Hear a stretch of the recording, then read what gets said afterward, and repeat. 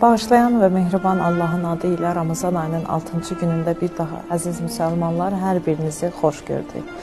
Dedik ki, Ramazan ayında bir çox əməllər vardır ki, həqiqətən çox sevilən və bəyənilən, dəyərləndirilən bir əməllərdir ki, onlardan da bir neçəsi də səxavət və yardımsevərlilikdir ki, səxavət və yardımsevərlilik nədir və nə üçün Ramazan ayında təkid olunubdur? Baxın, Ramazan ayı müsəlmanların zəkat, sədəqə çıxartdığı bir aydır.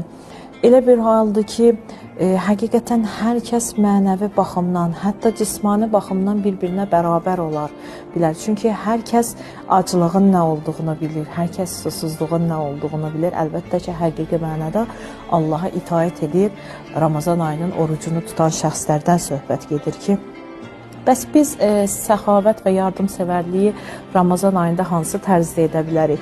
Yaxşı olar ki, iftar süfrələri təşkil oluna, insanlar bu ayda iftar süfrələri verilə, hər kəs iftar süfrəsində öz yaxını, ailəsi, dostu, tanışı, qohumları və yaxud da ehtiyaclı şəxsləri iftar süfrəsinin ətrafında cəmləyərək yeni bir yardımsevərlik və yaxud da xeyirxahlıq edə bilərlər ki, eləcə də bilirsiniz ki, dinimizdə vardır ki, yaxşılıq etmək çox bəyənilən bir məsələdir. Əlbəttə ki, gizli şəkildə olsa, bu daha da çox bəyənilən bir məsələdir.